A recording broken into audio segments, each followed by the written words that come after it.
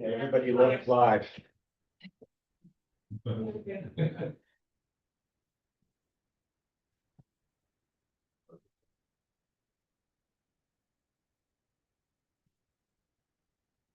Hey, Kathleen.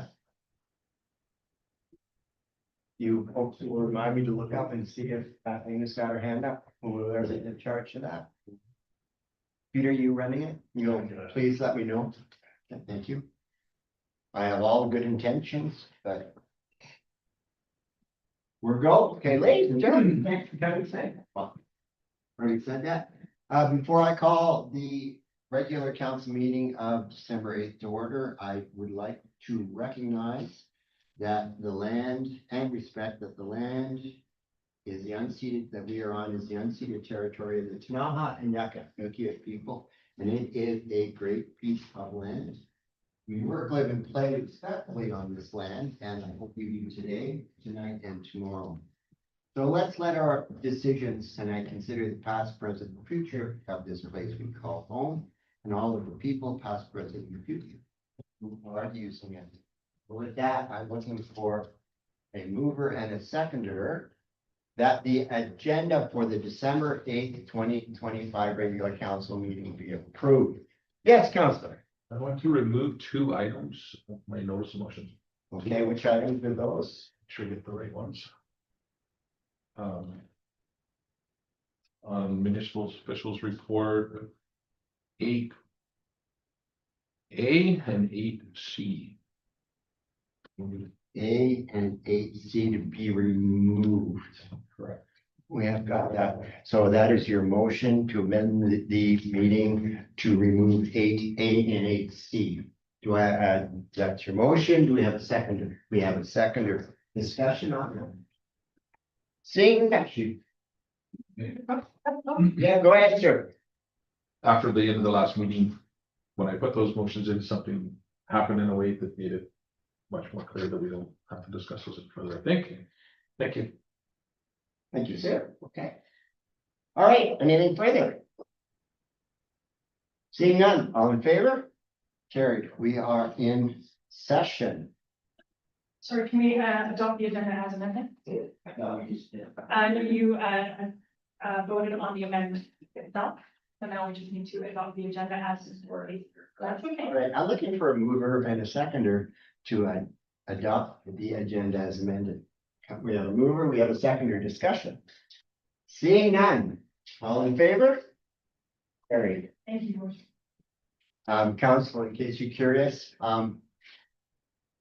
this may be meeting I'm chairing with the least sleep in my entire 14 years. You look great. Thank you. Oh, okay. We have 3 sets of. This is written differently. I'm looking for a move. We're adopting some minutes. I'll just say that. Looking for a mover and a seconder that the November 24th, 2025 committee of the whole meeting be adopted. I have a mover and a seconder discussion. Seeing none, all in favor? It is adopted. I am looking for.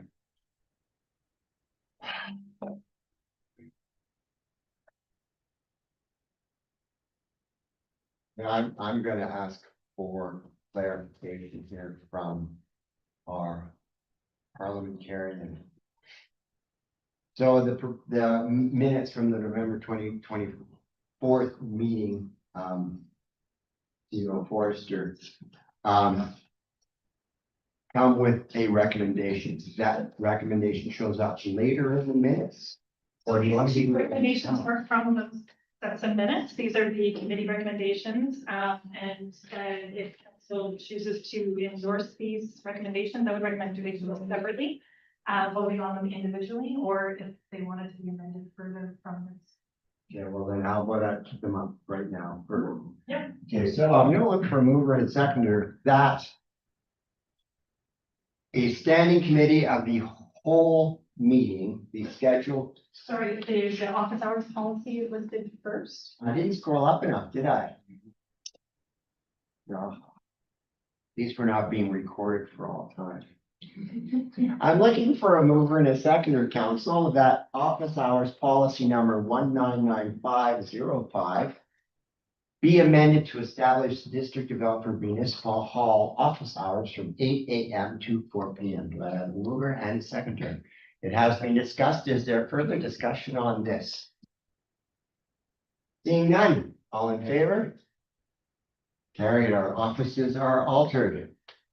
I'm looking for a mover and a seconder that a standing committee of the whole meeting be scheduled at 5:30 before the first council meeting of each month for the first 6 months of the year. Do I have a mover and a seconder? Discussion on that? Yes, Councilman. Maybe clarification.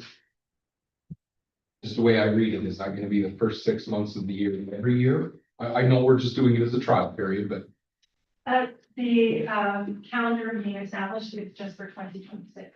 So it's just, So at yeah, the 6 month point, we may redress this yeah, and make it permanent or. absolutely. Yeah. Just want to clarify. Yep. Get right. Any further, Council? Seeing none? All in favor? None to oppose?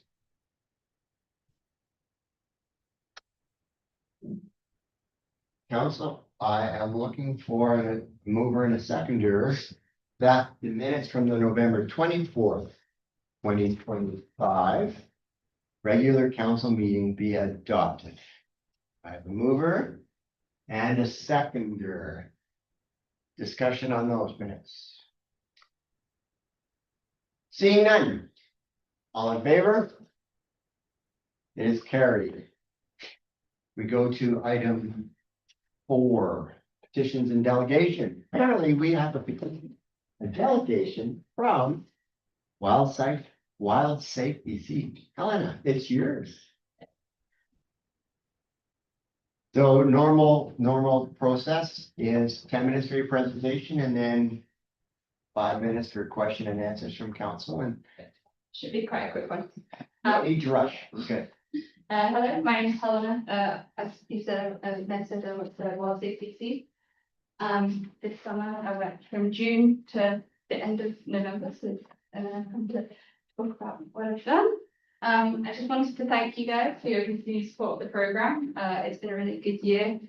I felt really lucky to come to Elford and work here. I've worked with Bylaw Officer Wedrick, and he's been absolutely amazing. It's been a great partnership. Volunteer firefighters, I'd like to thank for the support on Wild Pet Days, and just the community of Elford. I've been really all the responses have been really positive. There's been some really great conversations, and everyone's been really lovely. I've got some highlights in numbers for what we've done. I've spoken to some homeschoolers in Elford and the Elford Elementary School. We spoke to over 150 children in total, 145 from the elementary school and 12 from the homeschoolers. So we did a 30-minute presentation in the schools just about bear safety, talk about what we do there. All the things, and the responses from the kids were really interesting because a lot of things. I added a hunting slide after my first presentation because that's something that I found that a lot of the kids do. I got some really great stories about hunting with their families and things like that. We did bin tagging, so on Wednesday nights we'll go out. Because I live in Fernie, we made it a little bit earlier for me on the nights that I did it. So we went bin tagging, and over the course of the summer, I went over 3 nights and there were 16 bins. Which is relatively good compared to some other communities. And then we went on a night and we went significantly earlier. So when we did find a bin, we had conversations with the people, and 50% of them just weren't aware. So it was really good that we were able to educate newcomers to town just about that bylaw. So that was really good. Across the whole Elford Valley, I spoke to over 970 people. So I went to the Sparwood markets and I met people from Elford because I know that's where people are from, and everyone was really great there. In the future, I'd like to run bear spray workshops. I think that would be a really good thing to offer to the community as a free bear spray workshop that people could be involved in, and that would bring more opportunity for people if they're extra interested. Maybe a bear education that as well would be something that it's my first year on the job, so I really learned from this year about what else we could offer, and it's in my report. And yeah, a talk for newcomers. I did offer one in Sparwood and Fernie, but one in Elford would be really great as well. You're really grateful. Thank you very much. You're welcome. Council. Questions? Go ahead, Council. I'm just curious, of the information you just gave us now, is there a place that we can, on the Wildside BC website? Yeah, and so- all that available? There's a new report coming out. It's an elk valley-wide report, but there's specific like Elkford, when in the schools, I've written down every school that I went to. So the Elkford specific numbers in there, with tagging and things like that. So yeah, that is available. I don't think it's up just yet. I've sent it to my manager, so it'll be on when she puts it on, but there'll be a full 2025. I think it's like a 14-15 page report. Excellent, thank you. Council, anything further? Yes. The kids from the elementary school quite liked it. Yeah. My son came home and was really happy. Oh, And lots to share and Yeah. really good, no, it's been a really good learning experience. for good positive Yeah. feedback from others too. And I did that with the bylaw officer as well. I think that partnership, it was the only place, it was the only one for, because I work in Starwood and Too, and it was the only place where we went in with bylaw. And I think just having that combination of bylaw and me, like I focus more on sort of like the outdoor recreation and safety, but I also know bylaws, we teach about that, but having bylaw officer there to be like, and how much is the fine if you put your bin out? It's just a really good way, because when you tell the kids, it goes bottom up. We'll oversee. I'm glad. Director Dudman, is there this Councillor Loveland, does she have any questions? I don't believe she's online, just need a. No, I'm good. Oh, I know you're good, Councillor. I just wanted to know whether you had any questions. Yeah. Go ahead, Councillor. Not necessarily a question, but the last group that put on the bear spray, I volunteered to dress up as a bear and you guys can use it. I'll throw that offer to you and maybe we can use it as a fundraiser for your dog. I'll gladly to volunteer myself to be bear spray. Yeah. Yeah. I've never met her in person. The offer feels bad. You can raise some money for your cause. No. We promised tonight. I like that. I'm about to leave office, I can run up and grab. Well, it's gotta be in a perfect environment. I get too enthusiastic. This should turn out as a fundraiser for sure. Put that in the record so that you have to. Any further, folks? I could also add, I went to Wildcat Days as well, and that was a 6 of the people I spoke to, and community showcase as well, which was really well received, and I really enjoyed that event. I thought it was a much fun to add. It was really good for the community. I think it'd be good in other communities too, but I really enjoyed that. Yeah, that's good. Appreciate your efforts and your impressive and enthusiasm. Yeah, very cool. Makes a difference. Animals in the valley, thank you. And you found elk food for me. Thank you. Thank you. Thank you. The Elk River Alliance presentation. Is that electronically done? Yes. Okay, so next up, we have Kat Harwig, Living Lakes Canada, and Caitlin Henniker from the Elk River Alliance. And I believe we have a motion on this later in the agenda. But I'm gonna lay it out before.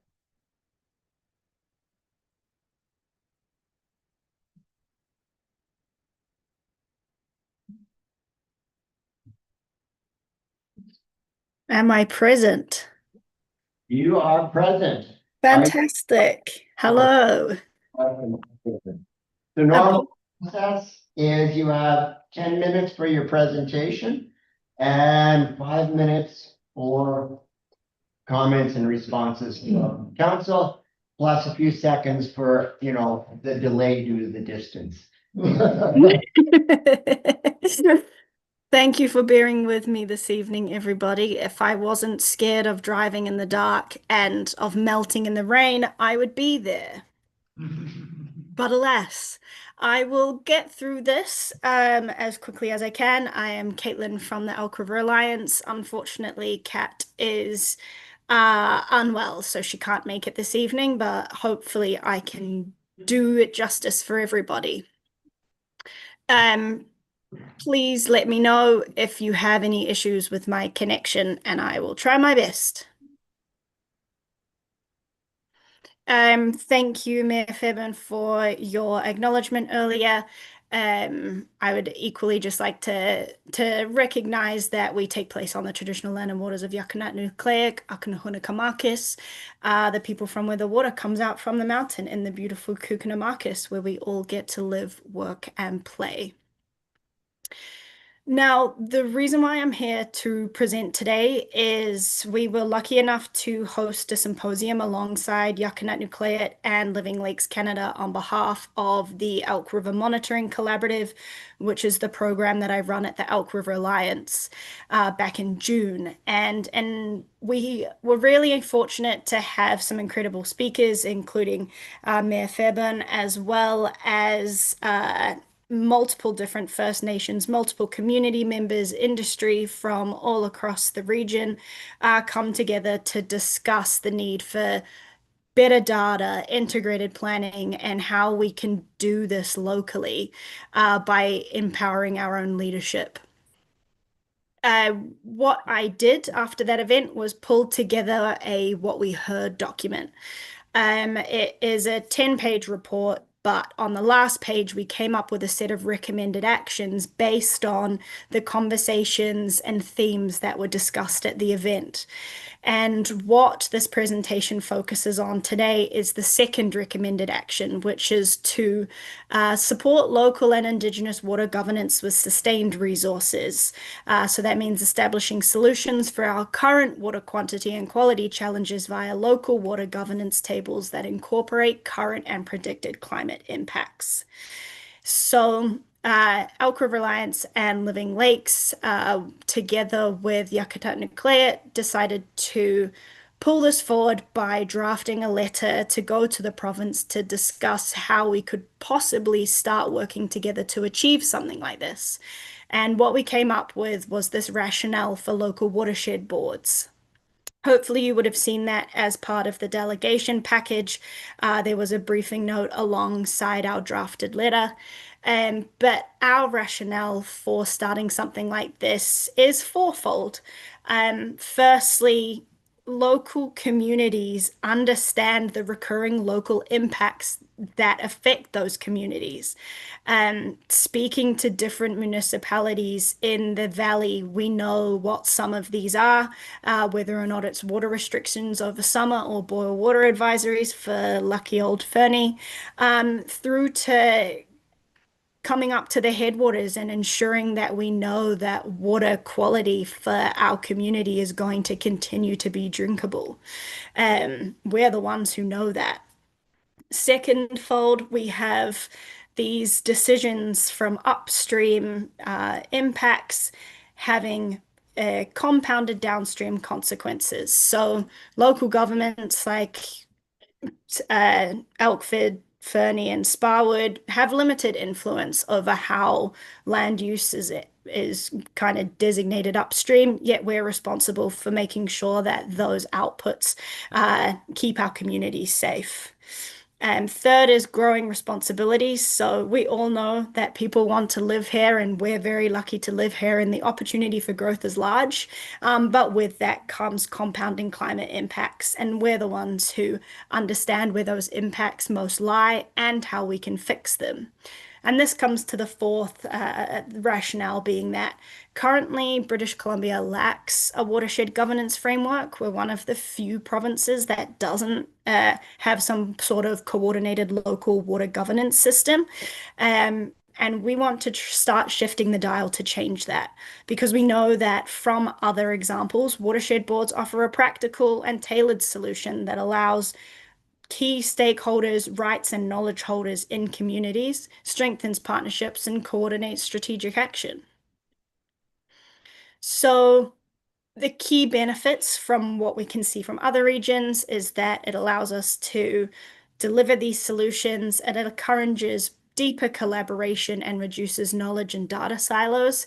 It empowers communities to feel like their issues are being heard and that we're able to come up with a solution, and help enhance resilience, whether or not that's climate resilience or otherwise, and build public safety by helping us secure our water. I won't spend too long on these, but there are only two current existing examples in BC of other watershed governance boards. One is the Okanagan Basin Water Board. This is the most common when people think of a water board in BC because it's nearly 60 years old. It is the oldest. And the other newer watershed board, which I say newer in inverted commas, was started in 2010, and that's the Cowichan Watershed Board. So what we're asking from this delegation today is that the District of Elkford supports and signs a joint letter alongside the Elk River Alliance, Living Lakes Canada, Yakunut Nucleate First Nation, who have all signed, alongside the three key municipalities in the Elk Valley, to start a conversation with the provincial government to help us create a provincial system of local watershed boards, starting with us. So we have the letter as part of the package. That's what we would motion for people to support with. And I will now say that if people have questions, comments, concerns, I can do my best to answer those. I may not have all the answers, but I can come back to you if I don't have them. Thank you very much. Caitlin, so council, Councilor Loveland is still with us. That's good. Council, any questions? I have one.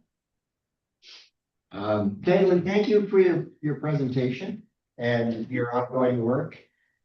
Why is the regional districts not included? And it's a tricky question because people forget that in the regional district, area A and area B cover Elk River drainage. That is a great question, and it is mainly because my relationships currently with the Elk River Alliance and through the collaborative extend or currently stronger with the municipalities. So it was an easier place to start was by coming to the municipalities to gauge whether or not it is something that council is interested in.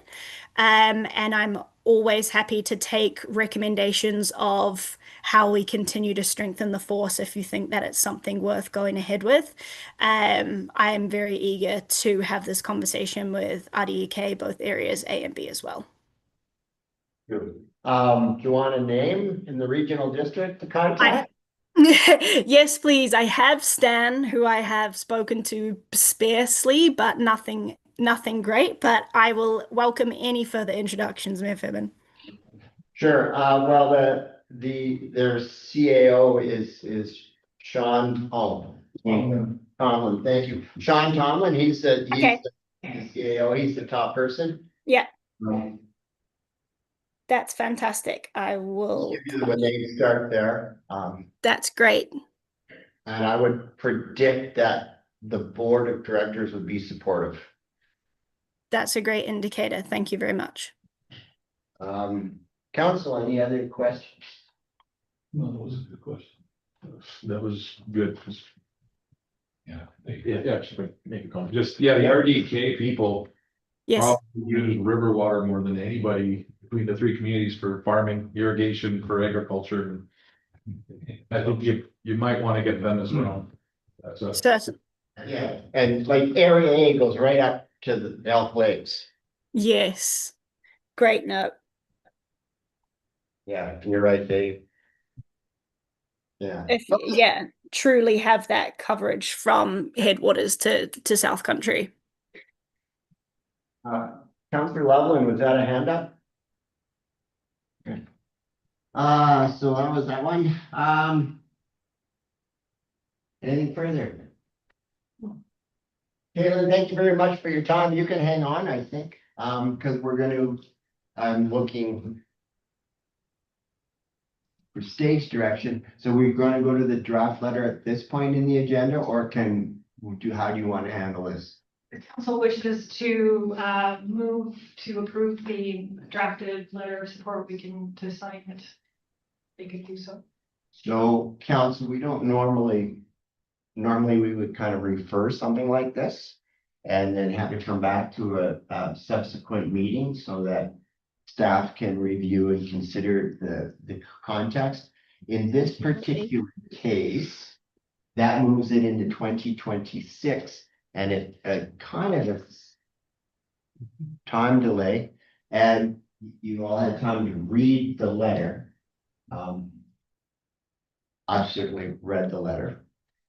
So if anybody would like to move CO Foresters, do you want to read your proposed or make up a proposed motion? Or do you just want? That the drafted letter of support provided by the Elk River Alliance be Signed by Rita? supported. Just a question. So just based on your question Mhm. and the fact that there's the RDK is not included in this letter, wouldn't we rather wait till they are included before we actually execute this? Fair question. I'm not sure how many months it would take to get it approved because of the timelines to get it on an agenda. And whether or not they agree to do it, I think the question is, do we support it? Fair question. Because I would say that the earliest that we'd see it would be January on their agenda and probably, given the season, February. I just feel do it once and do it properly, then. Well, we wouldn't have to do it again. We'd be approving the letter. Go ahead. Our support doesn't hinge on their support. No. So we can. Yeah. Like we give support and then it goes to them, they don't back us. That's right. That will work. Okay. No worries. Do I have a mover and a seconder so we can discuss this? Okay, mover and a seconder. So that it is now on the floor for discussion. I'll speak in favor, council. Obviously. What a surprise, right? This is, in the time that I've been involved, the 14 or so years that I've been involved in, and Councillor McDonald in his previous role, now I speak for him, I suspect has dealt with the issues of the lack of knowledge and awareness and overall planning as far as the Elk River watershed and its impact. And the fact that Living Lakes is involved, and you think about the two Elk Lakes, you think about Connor Lake, Lost Lake, Lily Lake, they all fall under this. And given the potential changes in rainfall, I mean, we were in a massive drought down at YQT when we had this conference. It was their sloughs were all dry, well, close to dry or dry. It was phenomenal. And I think that this has the potential to give us really useful information on planning for our use of the water tables we take water from. And interestingly enough, and people want to ask me about what I mean by this later outside, I can explain further. Water use licenses, as Councillor Goskind mentioned, farmers and things in Area A are they're big water users, and you have to even get a water license. And we have a few wells, and you never know if we're going to need to get a water license on increasing water use or another water well. So having this information and being sort of supportive, I think leaves us in a better position. And my final comment is, I would really love to know the chemistry of the water north of town. And what is the actual impact of runoff from the west slopes of the Green Hills Range, and if they're changing because of the logging that's gone on and all of that kind of thing. So I support this. I think it's a good idea. Go ahead, Council. Do we think, or does anyone, can anyone answer, will a board of governance give us any more input or lobbying ability to, I mean, we've been sitting here asking for water metering stations for the Elk River for 40 years. We still don't, didn't one blow out at Line Creek a few years back, and we don't even have one there now, so I just wondering, would this board be able to help us navigate some of these issues that we don't ever seem to get resolved? There's always problems, but nobody wants to, we don't even know, like you said, the chemistry above the most northerly mine in town. What is the chemistry in the water up there before we even come down? All these questions that we keep kicking around, but nobody ever wants to answer. What's the loss on the glacier at the Elk Lakes? All these questions are there and nobody ever gives us an answer. Would the board be able to work and help us get some of that? Caitlin, do you have a response to that? I can give the best response that I have, in that I really hope so. Because we're also in this similar situation right now where things feel stagnated, and I don't want to be speaking out of turn from Elk River Alliance perspective, but there's so much that we need to know about the valley, and we're starting to do that through some of our reporting. But our hope is that by even commencing these conversations and coming together as a group who wants to find answers to problems that or issues and questions that are important to us, we're hoping that this is a good first rung on the ladder to getting us to that point. I think in going to Councillor McDonald's question, if I'm incorrect, Caitlin, don't correct me. Let's make this the myth. My understanding is that the Okanagan Water Board has had a historically really big role in monitoring water usage so that orchards, apple orchards, wine orchards aren't taking so much water that domestic water use is being impacted, or stream flows and fish populations are being impacted, and it's a voice that has all of the information together. Go ahead, Councillor. Thank you. To Councillor McDonald's question, and this is not anything derogatory about the Elk River Alliance, but we've, as a council, for 7 years that I've been around, have been asking about testing north of the mines to tell us what some of the contaminant levels are versus down, and it's never happened. And I feel this, because of maybe motives, that this is a bit of a sneaky move. I'm all for water quality. However, for 7 years, nobody has ever told us what the contaminant levels of selenium nitrate, phosphorus are north of mine impacted water. And now the Elk River Alliance, those people that we've been conversing with, are asking us to form a committee. They've left off the biggest water users in the thing. I'm suspicious. I want water quality, but I'm very suspicious of this. This means I will not support it. That's totally fair. I really appreciate that feedback. We do have 50% of Elk River Alliance's monitoring stations, aside from the current conversation, sit north of Sparwood up into the headwaters. Unfortunately, we are restricted by granted funding as to what we're able to regularly monitor.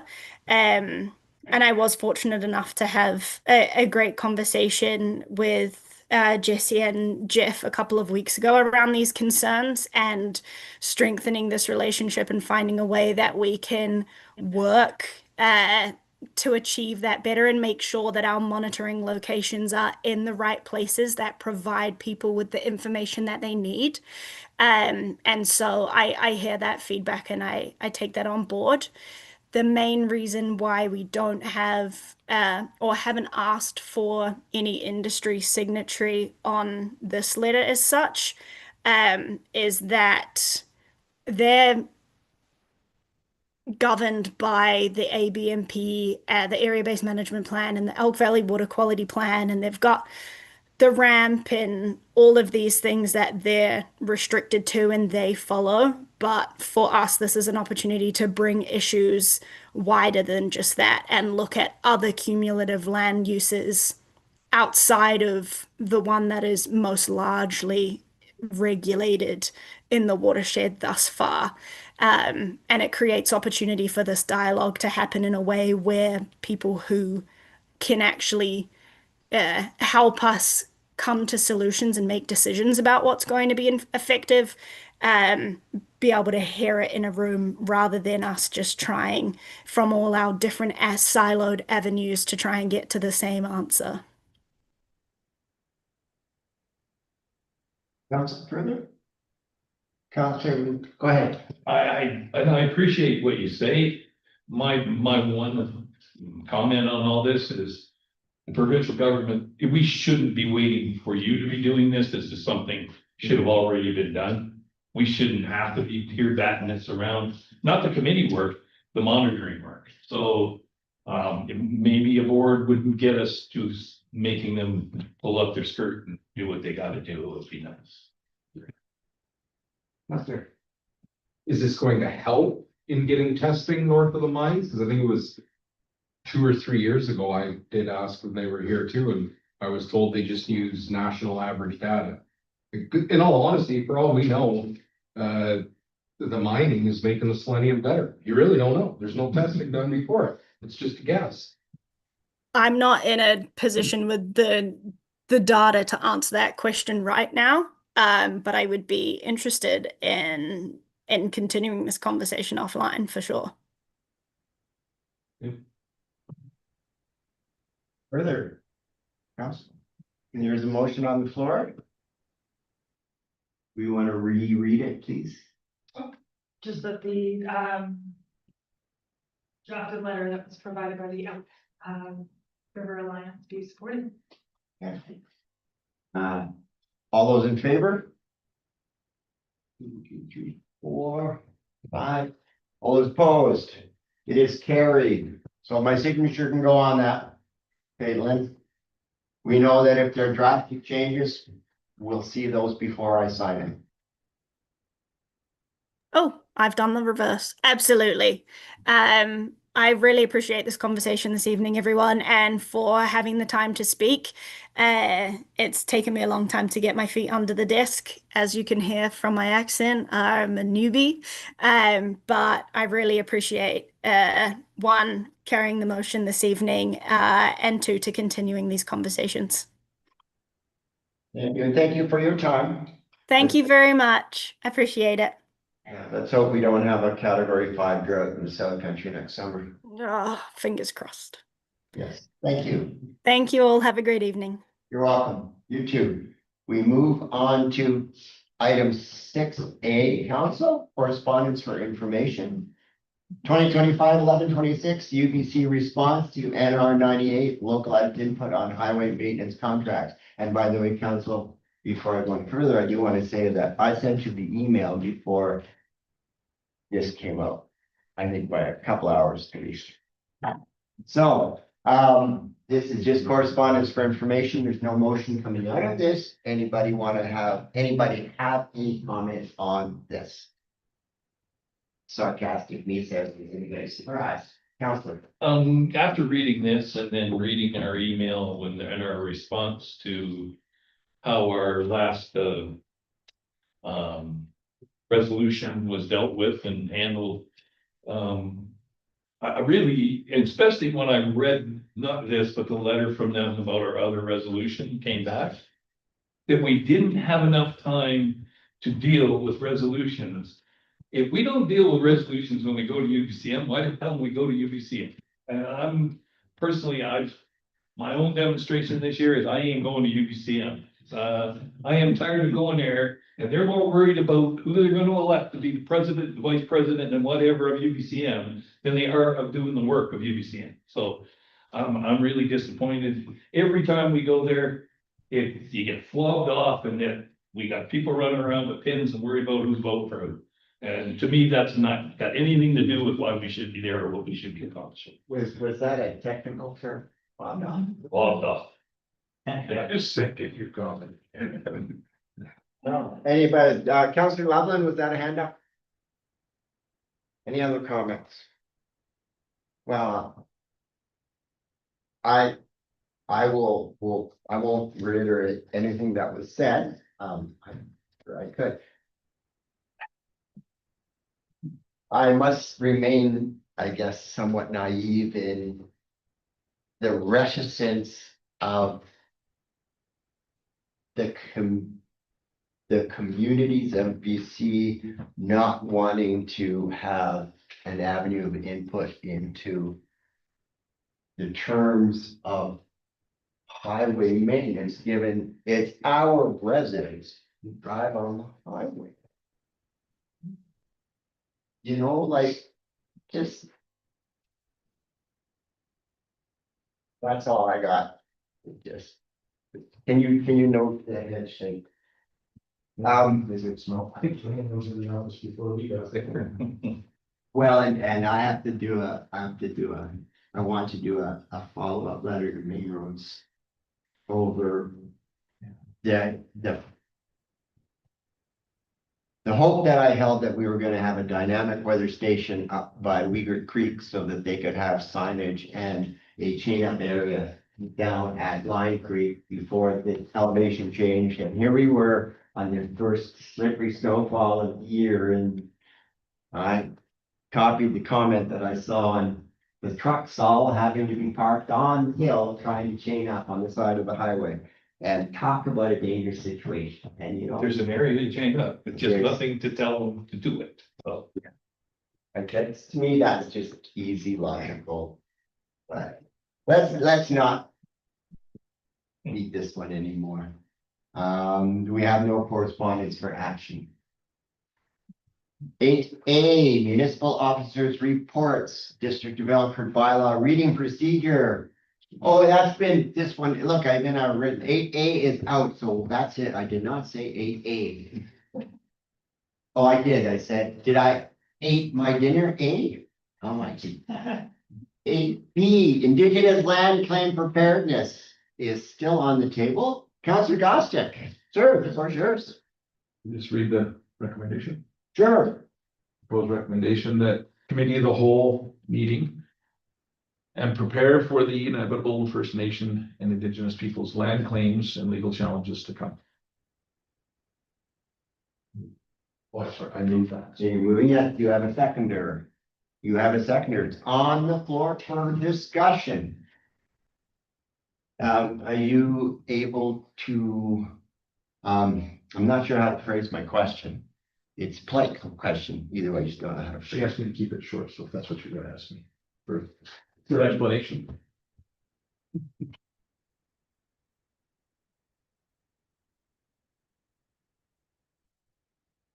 this is in response to the decision that was made on There's a the bunch, but Yeah. if you want to ask the question first. I'm not sure how to frame my question. You know me, I love to have discussions and on notions and brainstorming.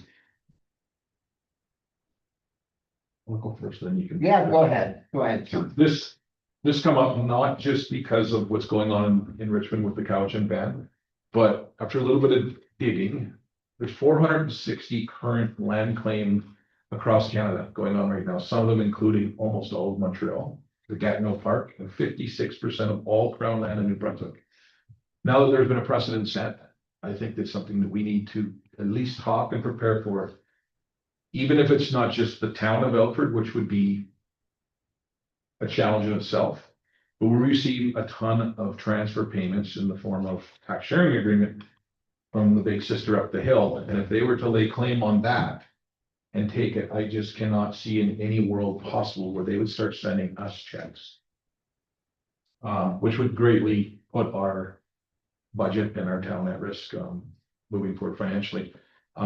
It's nothing to do with what we feel or what we think. It's just a real truth now that there has been a court decision. And even though the federal and the provincial government has, or sort of provincial and the municipal government have put in an appeal, there has already been case law in Eastern Canada that those appeals do not go through. So I think we need to be prepared. I mean, it's nothing's binding, but I think we need to start having conversations of for future protection, because that is a huge cash cow opportunity. And this is their playing traditional land, so I think we need to engage at all levels to be prepared. That's it. The one curious question in me. Given that it's whatever the decision is and the outcomes which could affect us, which is I think where you're going with this, we have no input into that. And so we certainly nothing is to stop us from having conversation on it at all. But we have no input on it. We're on the boat, but we can't get into the wheelhouse. We're not even in a comfortable place on the boat. I would say we're more like a barnacle on the side of that boat. But if something, I mean, unless the legislation says that a council can't sit down and discuss things and have a conversation about things that they have no input in. I mean, I see you have your hand up, but go ahead, Councilor. I definitely agree, but I think that I was kind of thinking that way too. We do need to talk about it, be prepared if it happens, but at the end of the day, if it does go to court, do we even have an option to say yes or no? We are just gonna be told, this is how it is, deal with it. Which, that I think you're right, yes, we do need to have those conversations. What are we going to do if it happens? Is that kind of where you're going as well? Yes and no, we would be defendants in a court case. We would be defendants, and I think, or, you know, with a legal background would, if you read the way it's written, inevitable, and be prepared. If we just put our head in the sand for 5, 10, 20, 30 years, and it happens one day, we're going, oh my gosh, why weren't we prepared for this? I think we should have a strategic plan for if and when it happens, so that we're not spending 6, 8, 10 months trying to decide how we're going to move forward, that we have scenarios, not a ton of time invested in doing it, but just we see it could happen. So if you think something can happen, you take safety measures. And I think that's something we need to discuss. I'm gonna regret saying this, but you know, you can prepare for everything. And it's the one thing you didn't prepare for that you're hooped with when you're on a motorcycle trip. Go ahead. We're going on motorcycle trips? All right. We're going on motorcycle trips? Motorcycle trip. Well, that's just say it's a parallel example of what leaves you stranded in boonies.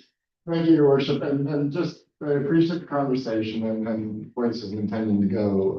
One of the things, what I'd like to share with council is how staff might action this motion the way it's currently written, right? It is to, so I'm going to share with you, if this motion passes, we would probably then take that as direction. I'm going to say it out loud. We would take that as direction for us to do some research and a report, because effectively that's what we would be doing for you, right? It would take us some time to generate that report.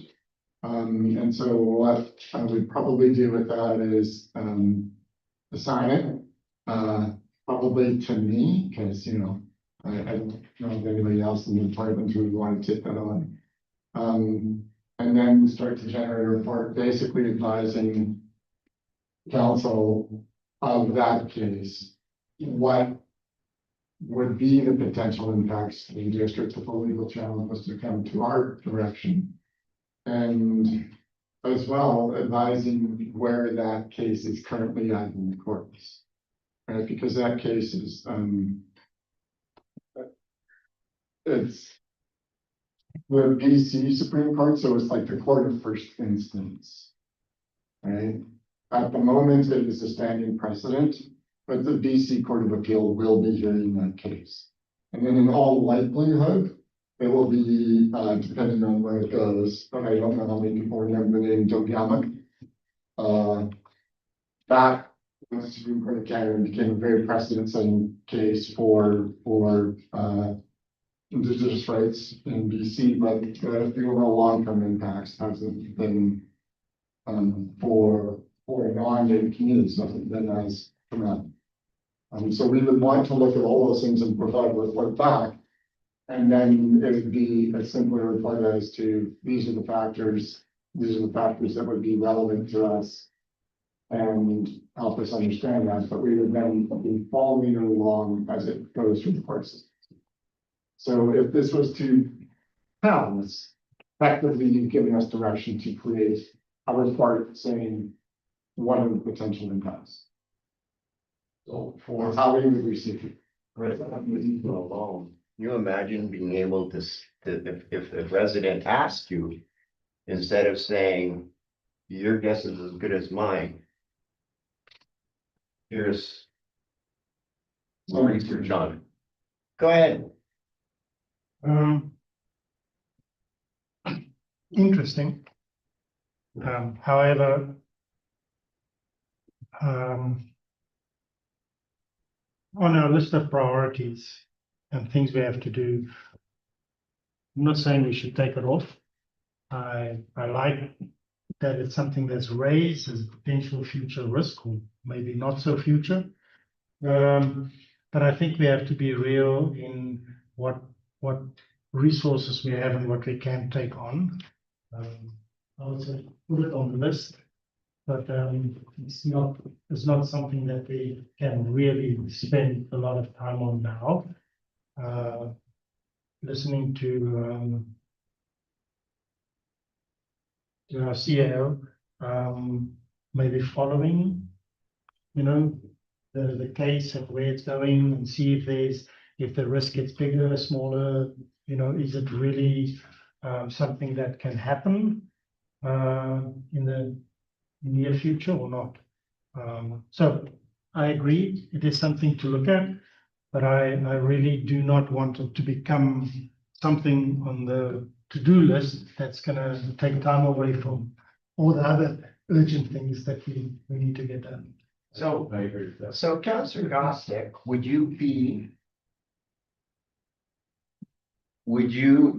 it address your idea if CAO McConnell, when he had time,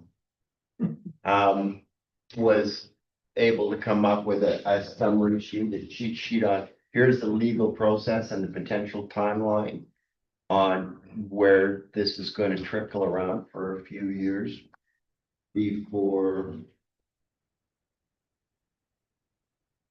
anybody can even think about consequences beyond that, or does that leave? I'm open to anything.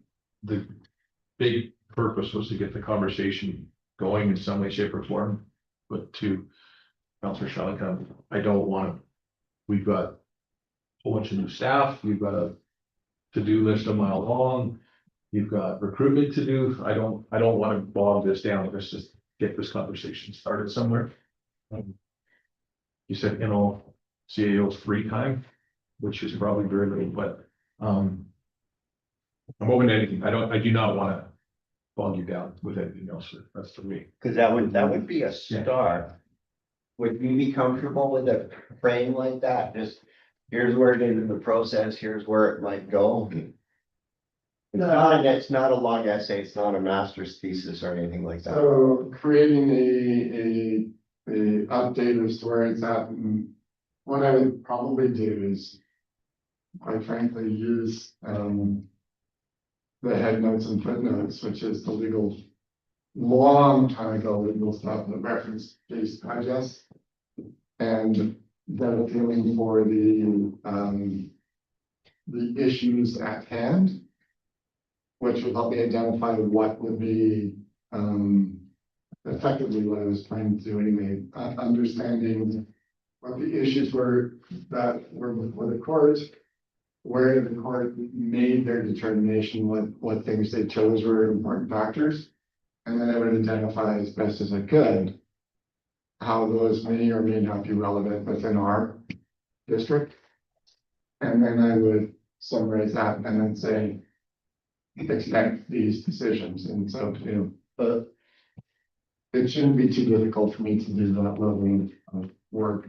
But I would say I'd be getting that to you in February. I think You're okay with that, Council? We would defeat this committee, the whole motion, and just. So I would recommend that you maintaining this motion, and that's how I would, that's I'm saying out loud how I'm going to address your motion, such that it's not misunderstood what I'm going to deliver. Thank you. That's pretty good direction. Counselor Laughlin, did you have anything? Okay, then anybody further? Go ahead, Counselor. Listen, I like this because it's on the table. You know, it's maybe one of those things you don't want to bring up, but in all fairness, this could happen in July. I'd rather we be prepared and we can say we talked about it than all of a sudden start scrambling. Okay, further discussion? Once, twice? There is a motion on the floor. Direction that seems to be clear. All in favor? It is carried. That will be interesting. I'm gonna find this very. You can wonder if there's an Not bad. It's not on the speed hump.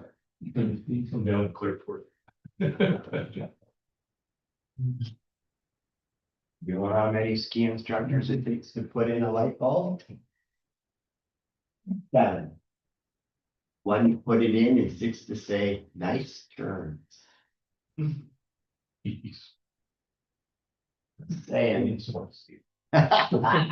District of Elford is off the table, not the District of Elford, but 8C is 8D, 16 Delta Crescent, portion of District Lot 3512 disposition consideration.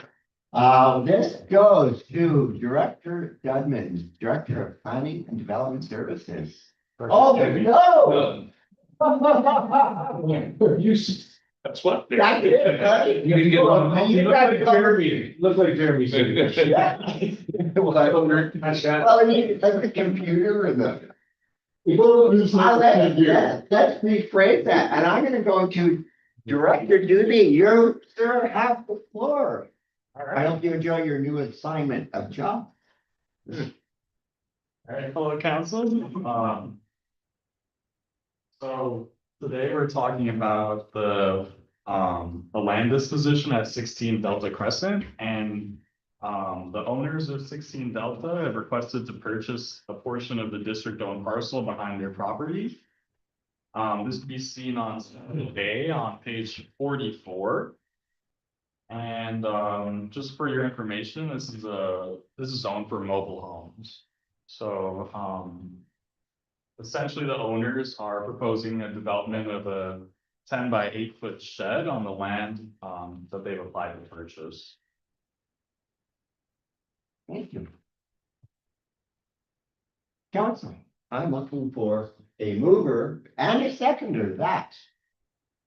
Council authorized execution of the land sale agreement for a portion of District Lot 3512, Kootenai District, by way of sale to John Borkowski and Joanne Reynolds in the amount of $9,077 as outlined in the agreement attached to this report. Do I have a mover? I have a mover and a seconder. It is on the floor for discussion. Councillor Gostick, sir. One quick question. Traditionally, we do these because there's something on that land that they didn't know about when they purchased, but if I'm to read this correct, there's nothing currently on the land he wants to put a shed on it.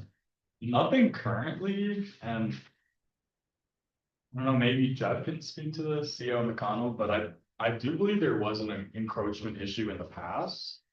But the way I'm looking at it now, I don't see anything on our Schedule A, so.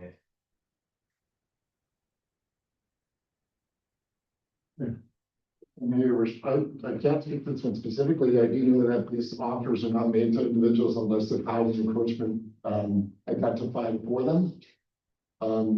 So I don't know what's occurred here, but we'll take a look at the application package.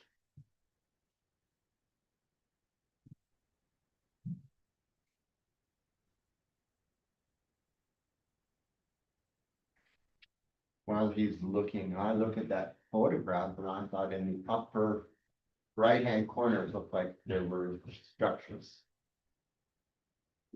Google Maps, so. Okay.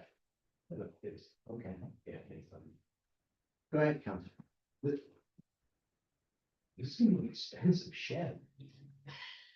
They're 10 grand just for land. Hmm. Like, They're not taking any more, like, go ahead, let's get it. So the entire intent of the policy, of course, is to follow the policy. This thing is being brought forward based on that policy. If council is concerned that this is stepping outside the policy and we haven't got enough information for council this evening, they can certainly defer this decision until January and try to answer those questions if that's requested of us. If that would make council more comfortable with it. And I appreciate that information would normally be more clear in this. I also looked at the application, it does say about proposed shed, but when you look at the schedule attached, you can see, it's difficult to see, we can clearly identify that there are encroachments onto the property, and that there's two sort of squares in the top right-hand corner of the circled red property. The goal of the policy isn't to just allow the limited purchase of district lands, it's to address encroachments. When we changed the policy, it was also to the people that wanted to come in and say, you want to build a garage. And you wanted to have more space. The setbacks were set. Right, or, you know, because in some places, we did 2 or 3 downtown here, where people actually went to build and where you would have to put the garage and how the setbacks would end up, you were too close, or you couldn't, you would end up having to try to put it behind the house, and so it was also so for people that wanted to come in, and we've had a couple of people come in and build what I call monster garages, and if that's what they wanted to do, we've been, I didn't take it that the policy was changed just for people that were, but the also is, this was the first neighborhood that we went after for encroachments. So I know, well, we all know I have one neighbor who was quite a ways, he's got issues. Another neighbor who was probably like this guy, and he got a guy to come with a Jeep and a winch, and he sucked it back in onto his own property. Now, if this is somebody who maybe wants to put it back out, I don't know. But there was quite a few in that neighborhood. Councilor Malcolm, Dave, did you have your hand up, and have you spoken already on this one? Councilor Loveland.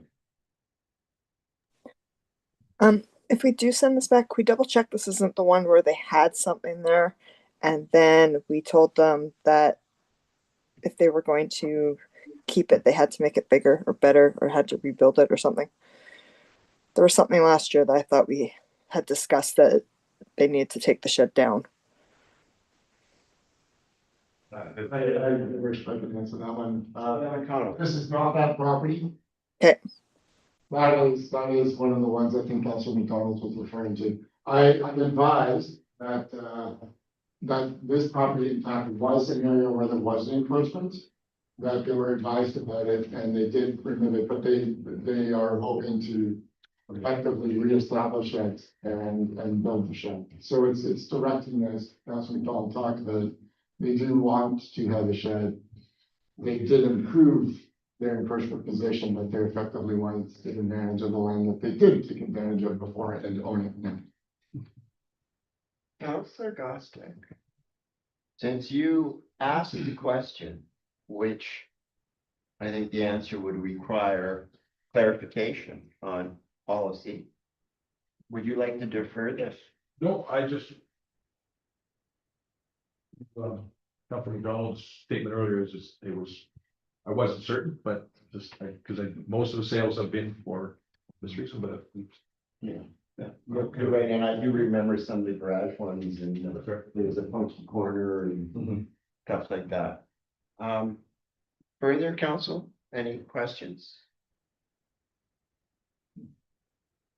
Okay, there's motion on the floor. Do you want me to reread the motion, councilor, or can I, okay. There is a motion on the floor. I'm gonna ask all in favor. It is carried. There we go. That was a really good discussion. I thought that was a good pickup on original procedure policy and the question on that. I enjoyed that. Not that I don't enjoy everything we do. 18, multi-purpose room long-term rental agreement with the Youth Action Network Commission. This one goes to, oh, who's the guy that does that? I guess it's Director Dewey. Director Dedman, Director of Community and Facility Services. And I said that wrong. Mr. Dedman, sir, Director of Community and Facility Services. The floor is yours. Thank you, Worship, and good evening, Council.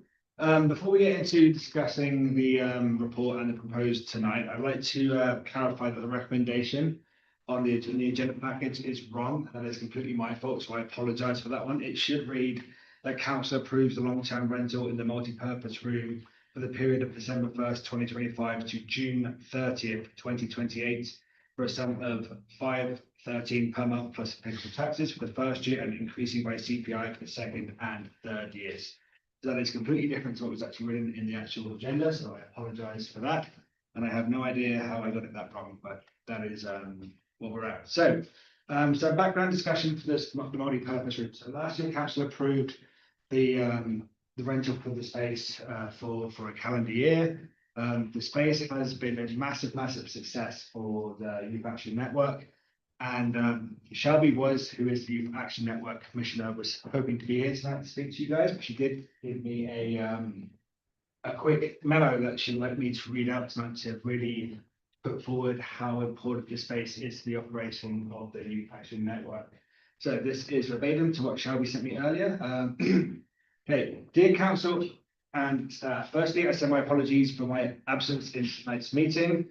Should you have any further questions that are not answered in this letter, please do not hesitate to reach out at any time. The system space holds a special place in many teens' hearts. They use the space and they have the space that they can use and gather with peers, finish projects, learn new skills, and just have someone they belong. In the past year, having the space, I have had the privilege to witness friendships from that form that typically would not develop in any other environment. I've seen teens come in, hesitant to try new skills, and then leave talking about their plans of using the skill in the future. I have seen one teen nervous to come into the space, others welcome them in and immediately handing them a game controller to join in the fun. I've seen teens wandering on the way to the skate park or the bike park who goes to the open and pop in for a snack and some Wi-Fi. No matter what capacity that the team's using the space, it is someone they know they can come, no questions asked. In a more logistic sense, the space has been beneficial to the system budget and time constraints. Before the space, I was required to find a location to host every event. This proved difficult, especially for events where the instructor needed space to spread out, places to sit, or a combination of both. Where possible, the multi-purpose room was my first choice. However, if I had to rent meeting rooms, which were at CCC, which are used with many other groups, had to pay $23 per hour, and if I was planning 2 events per week at 23 hours each, the entire month would cost $552 as per the 2024 fees and charges by law. This assumption, there was no other groups using the room, it would be conducted that type of activity in fun. Also, this would improve the hauling of all required materials from the seacan to the location of the event. Any extra minute and dollar saved by having the space is an extra dollar or minutes that are being used by the teams.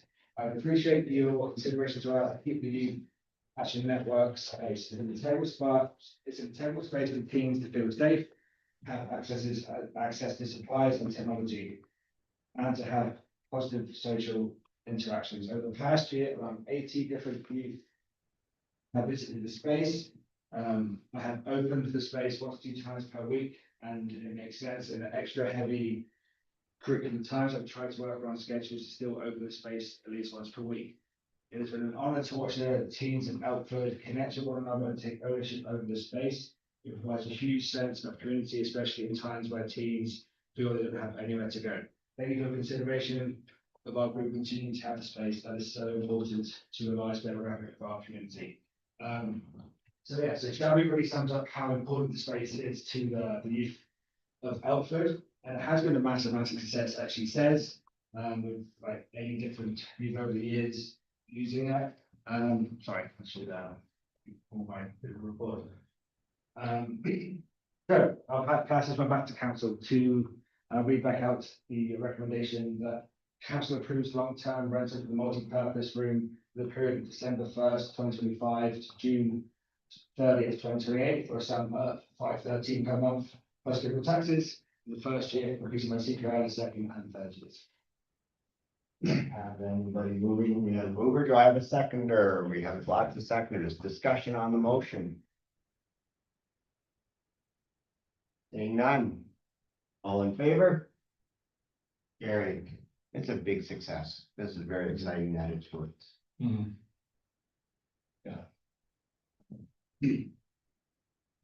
Right, many times in the last 40 years, been it, Yeah. 8F, acting mayor schedule, director of corporate services. So, director of corporate services, would you like to speak to the recommendations? Sure. The first meeting of December, in the council procedure bylaw, requires that the council meeting calendars be adopted for the following year, as well as the acting mayor schedule. When I was drafting this up, I noticed that the positioning of each acting has not changed, so that for each year, the same acting mayors would be covering the same time period. So, for instance, all of the Christmas events would be covered by Councilor Meldrum. And so I also provided an opportunity, should council choose to move forward a few positions so that, you know, if there is an opportunity for them to be appointed as acting, that it would be at a different time period and they would be experiencing different things.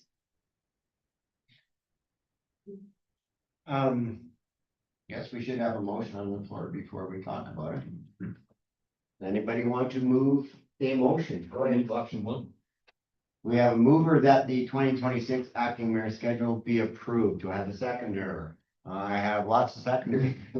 Discussion on the motion. Everybody's good with it? All cool? Life's good. Seeing that, all in favor? It is carried. 8G, 2026 meeting calendar. I believe we have a report from the Director of Corporate Services. So again, this is another requirement set out by the council procedure bylaw that the 2026 meeting calendar be submitted to this meeting for consideration. The bylaw only references the requirement for the regular council meeting. But as you can see from what I've included in there is that I've included the first 6 months of the committee of the whole meetings for the first half of each meeting, as well as outlined some of the conferences that council may or may not attend, SAC holidays, that sort of thing, just to make it a little bit clearer and make the public more aware of what the calendar looks like for the year. Thank you. Council, do I have a mover of a motion? Yes, go ahead, Councilor Shaw. I think we're all just moving. Well, we have to put a motion on the floor. That the 2026 calendar, meeting calendar be approved. Mover seconded that, discussion on it. I'll do option one. Seconded, it's on the floor for discussion.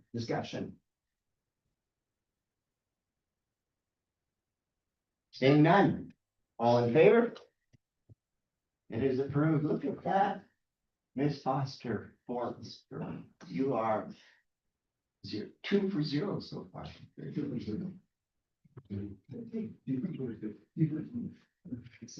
wasn't a bad team.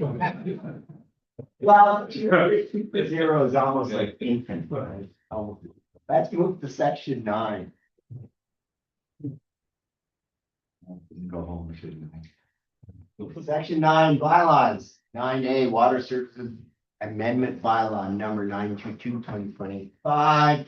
I am looking for a mover and a seconder that water services bylaw number 778, 2016, amendment bylaw number 922, 2025 be adopted. Do I have a mover and a seconder? It is adopted. There is no discussion on this one, is there? You could discuss, if you need to, but, you would need to vote on it. Well, that's where. If you wanted to make amendments at this point, you. I'll open it up for discussion. Does anybody want to talk? None. Okay, there is a motion on the floor. All in favor? 9B. Would you think call for close? Everybody voted in favor. Opposed? I didn't see, I recall Councilor Ghost not necessarily being in favor of some of these things. Procedure was not the motion, so it's the. Cheers. Morrison and I have it. I didn't see his angle, so I apologize. I want to make sure that opportunity was presented. I'm the one who's tired on that one, not you. So. I appreciate the people are checking out to make sure that everything is legit. Let's go to 9B, sanitary sewer and storm drainage amendment bylaw number 923, 2025. I'm looking for a mover and a seconder of that. Sanitary sewer and storm drainage bylaw number 983, 2020. Amendment bylaw number 923, 2025 be adopted. Do I have a mover? I have a mover. Do I have a seconder? I have a seconder. Discussion. You know, all in favor, going once, going twice. All in favor? Sold. 9, community and recreation parcel tax bylaw number 933, 2025. Looking for a mover and a seconder is that. Community and recreation parcel tax bylaw number 933, 2025 be adopted. Do I have a mover? And a mover and a seconder. Discussion on this one. Seeing none, all in favor?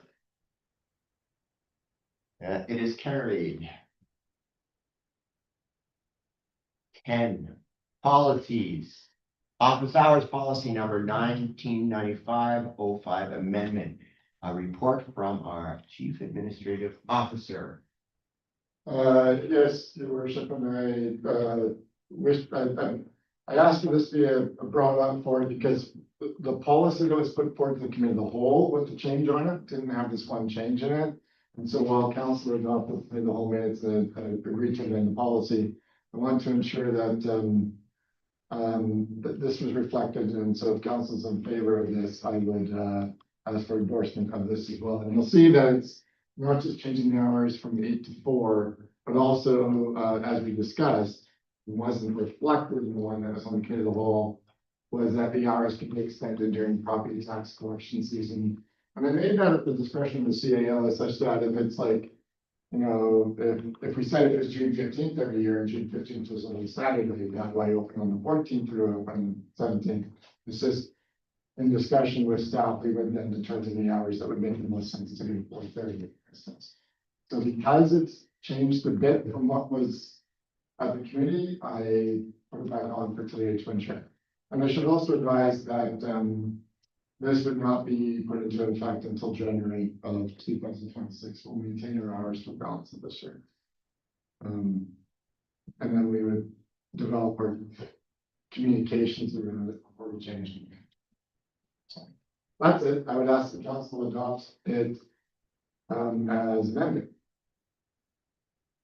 Council, mover and a seconder on it. We've got a mover and a seconder. Discussion. Go ahead, council. I think CAO McConnell's on the right track, but just with the discussion, is people are gonna. You can see how many public are here with us this tonight and how many were at the last one. If you just please put something in there about the numbers and explain like why. If nobody showed up, and then nobody can say, oh, why are you closing? Well, here you go, here's the numbers.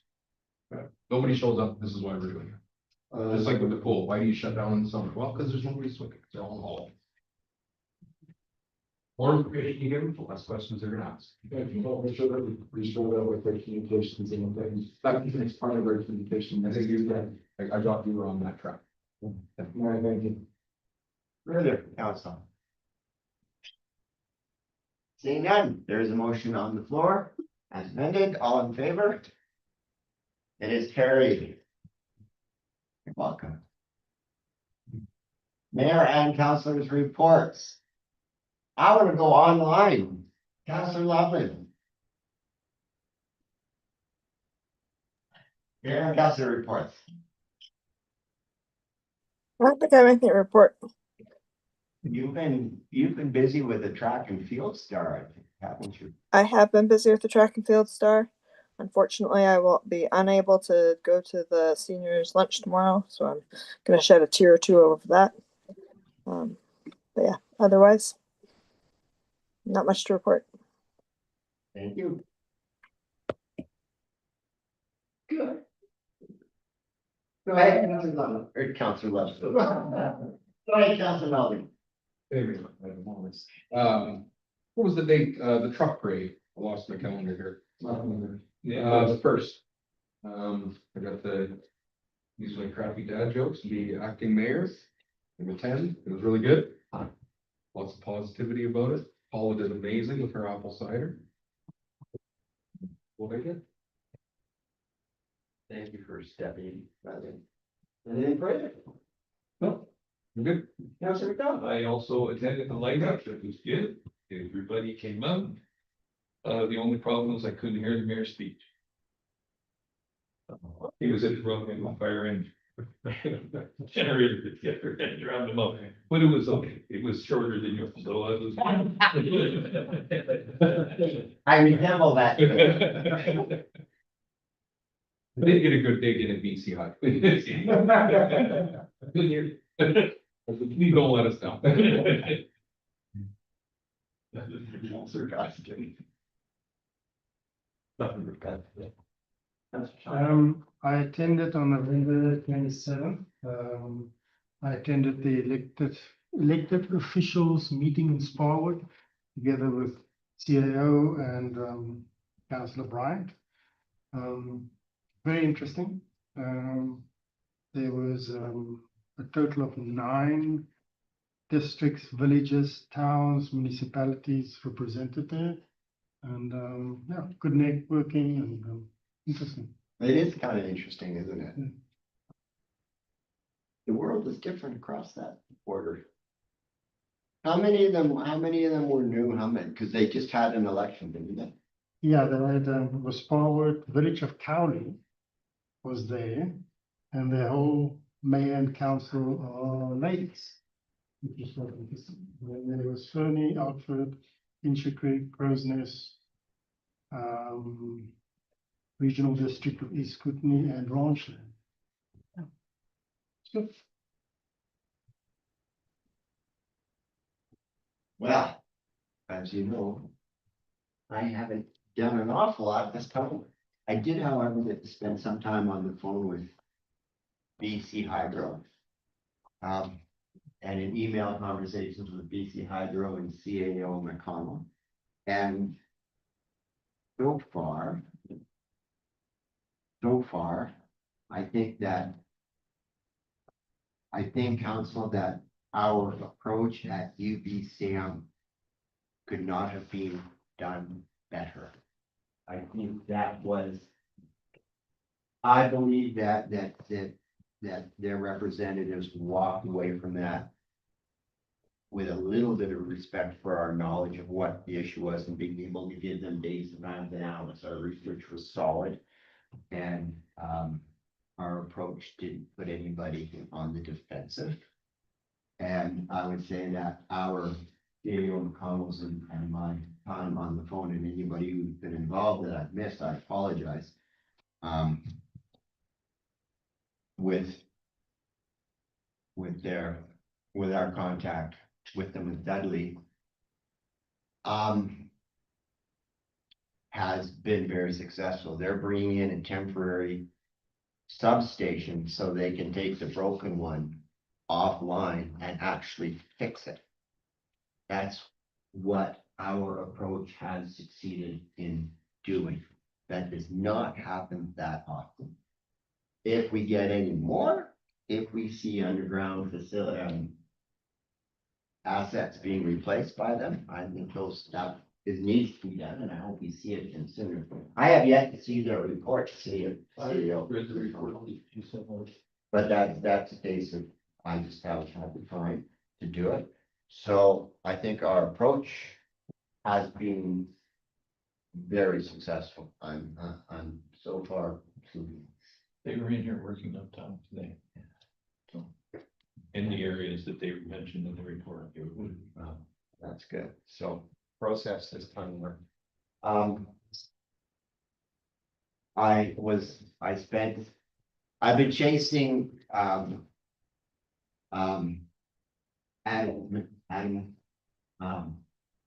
president of the Steelworkers, and I have been playing phone tag and chasing each other around. I don't know how many of you know what life as a union president is like, but you're gonna be in the office at 2 o'clock and then something happens and so you have to go to the mine site at 2, figuring you can be here at 1, figuring you can back by 2. You get to the mine site and you have to address 3 or 4 other things while you're there. So we've been chasing each other. So we finally met up today and had about an hour conversation. Our topics of conversation are shared interest, housing shortage for people who work at the mine who might want to live in Alfred. I do enjoy my time with Adam. We would understand sharing this kind of union president, common ground and stuff. Their members are frustrated about the lack of housing in town. They're frustrated by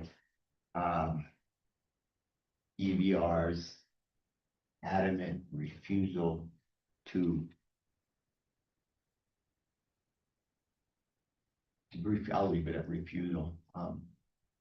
And the union is dealing with the impacts of people being hired, being trained, and then quitting because they're not finding a place to live or other related things. So it was a very good conversation. We also talked about Castle Mountain and some neat information about that. Very positive, a few other things. And other than that, that's what I've done, I think, this week, and I'll probably have forgotten to say something that I did in a phone call or whatever. But, yeah. Councilor Loudon, question? Seeing none. Now I just want to pause. So I'm gonna ask for a 30-second adjournment before I do what I'm gonna do next. Just want to make sure I can do this. So, Is this something I'm gonna have to read? you have to read. Yeah. Or Stuart's going to read? We need that one done. Well, I can't. I can't. I'll get them all there. Okay. I can't.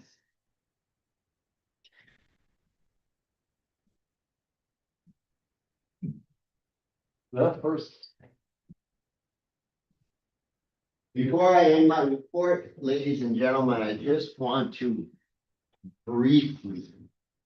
I am such a man of few words. Thank Fire Chief, Director of Emergency Services, Enzo Cala, for his service to the district. Personally, Enzo, I could probably talk for a half hour with the list of the changes you've made, the forward progress you've made, your enthusiasm, your knowledge, your concern and caring for your adopted home in Elford. I really, really sincerely want to thank you. I like the firefighters and the difference I've seen in their state of mind, emergency service people, and their enthusiasm and pride under your leadership has been wonderful to see.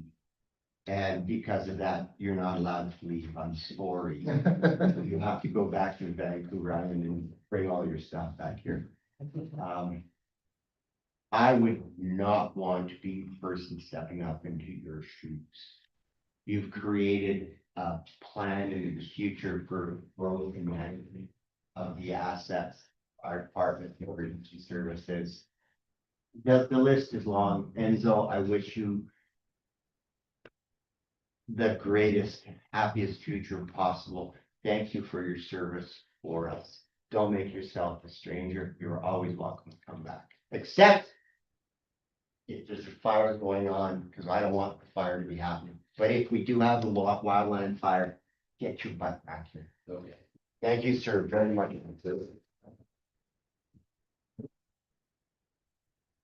And I'll do my best to help out the housing situation here as well. Thank you. Public questions. I see we have 6 bouquets in the back. No public questions. Given that, then we have an in-camera requirement, council, that we move in camera because of section 90, paragraph 1. A part of council meeting may be closed to the public if the subject matter being considered relates to or is one or more of the following. And following is A, personal information about an identifiable individual who holds or is being considered for a position as an officer, employee, or agent of the municipality or other position appointed by the municipality. Council, I move for a mover and seconder that December 8th, 2025 regular council meeting be closed to the public at 7:31 under section 9, paragraph 1A of the community charter. A mover and a seconder. Do not think this is up for negotiation. So all in favor? Carried. So someone will have to remind me to adjourn this when we come out of. Right, I'm just gonna. Yeah, absolutely. See you, Kathleen. Peace and love. Tired. Um,